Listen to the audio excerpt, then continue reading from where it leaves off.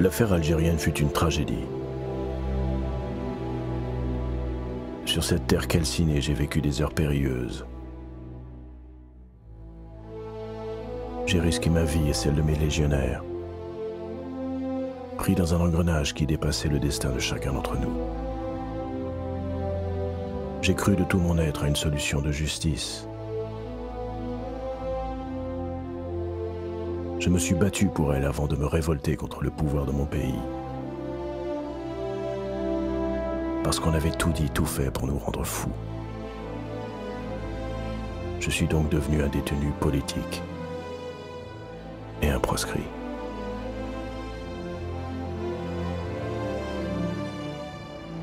Les vainqueurs ont imposé leur vérité, sans craindre les outrances et les trucages. Les périodes de guerre civile sont propices aux escroqueries de l'histoire. Notre part de vérité sur l'Algérie a rejoint celle des vaincus des guerres franco-françaises.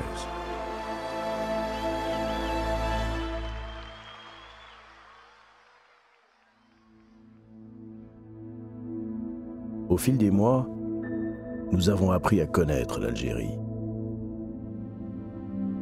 Si tant est que l'on puisse maîtriser un jour les mystères de ce pays. Je me souviens du jour où nous avons croisé, dans un murmure, les premières caravanes.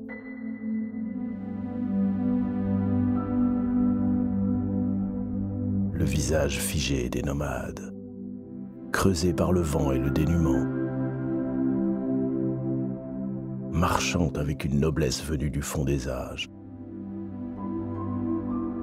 C'était l'Algérie du silence et de l'absolu.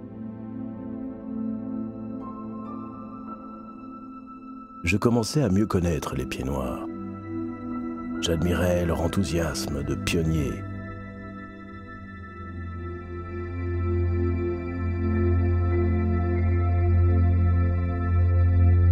Beaucoup de discours à leur propos m'ont toujours hérissé.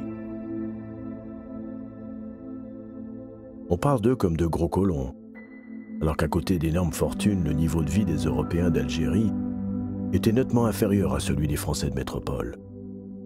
Beaucoup de familles pieds-noirs descendaient d'exilés politiques, des communards au Front populaire. Les quartiers populaires votaient à gauche et le maire de Belabès, fief de la Légion, était communiste. Cependant, si je comprenais leur drame, la valise ou le cercueil, ce n'était pas du folklore mais un déchirement humain terrible. Il était évident qu'ils ne voulaient pas voir le mouvement du monde et la fin des empires coloniaux.